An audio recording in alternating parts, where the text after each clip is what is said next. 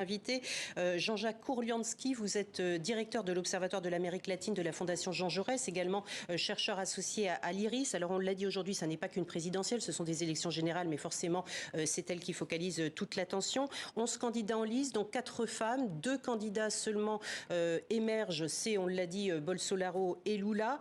Toutes les enquêtes d'opinion, Perrine vient de nous le dire, donnent Lula gagnant. Ça veut dire que même si aucune élection n'est faite avant qu'elle ne soit achevée, il n'y aura pas de second tour, selon vous?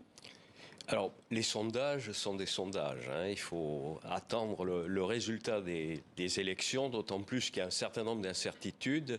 Le taux d'abstention, qui avait plutôt tendance à augmenter ces dernières années, le vote est obligatoire. Mais les plus de 70 ans, qui sont plutôt favorables à Jair Bolsonaro, s'abstiennent plus que les autres électeurs, et les analphabètes, disons, il y a encore 4 à 5% des Brésiliens qui ne savent ni lire ni écrire, qui sont plutôt favorables à Lula, sont également des abstentionnistes. Il y a également 13% d'électeurs qui, cette semaine, ne savaient pas très bien pour qui voter, et il y avait également un nombre équivalent qui avait peur d'aller voter, qui ont eu peur d'assister à des meetings électoraux, à des activités en raison de la polarisation très forte de ces élections. Il faut rappeler que des électeurs du président Bolsonaro ont assassiné 3 militants, 3 électeurs de Lula, 3 militants du PT. Donc il y a un contexte très particulier qui est aggravé aussi par le fait que depuis juillet l'année dernière, le président Bolsonaro a émis un certain nombre de doutes, de commentaires mettant en doute la validité, la transparence du processus électoral. Et les propos du président ont été relayés par les forces armées, qui ont obtenu le droit de nommer un général au tribunal supérieur électoral et de procéder à un décompte parallèle. Donc malgré tout, tous les observateurs s'accordent sur le fait que ce soit au premier ou au deuxième tour, l'ex-président Lula devrait gagner, avec ce flou qui entoure le résultat qui sera annoncé Est-ce que soir. Le président sortant va accepter le résultat? Alors, si second tour il y a, ce sera le 30 octobre. Les déçus de Bolsonaro, qui sont-ils? On parle des femmes, on parle également des grandes entreprises.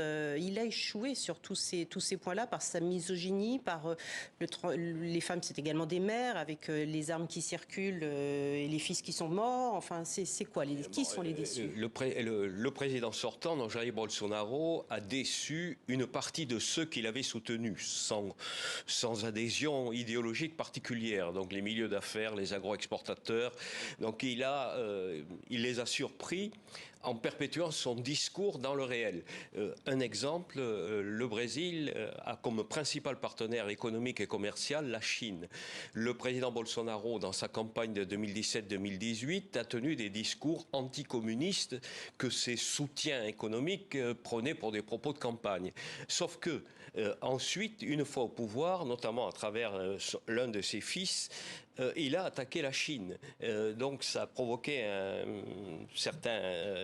des critiques. Surtout quand on est membre des BRICS en plus. Voilà, de la part de certains de ses soutiens économiques. Mais malgré tout, il a une base très forte qui peut poser problème au président Lula une fois élu. Donc il a 30 à 35% des Brésiliens, ce qui est quand même assez important, qui vont voter pour lui, y compris dans des classes moyennes, dans les milieux populaires, en s'appuyant sur le réseau des pasteurs pentecôtistes. Vous évoquiez l'international, justement, il y a une des batailles que se livrent les 2 candidats principaux, la place du Brésil au sein de l'Amérique latine, et là on le retrouve dans votre livre, Progressisme et démocratie en Amérique latine, la place également du Brésil justement sur la scène internationale en tant qu'acteur justement dans les règlements des conflits internationaux. Là il y a une grosse différence entre Lula et Bolsonaro.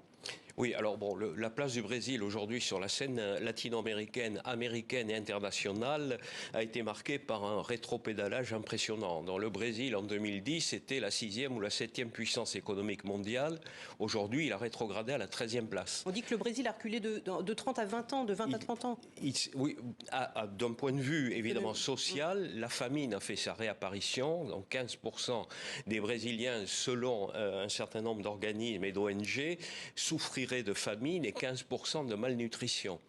Dans ce contexte-là, ça veut dire que le futur président, quel qu'il soit, va être accaparé par les problèmes intérieurs.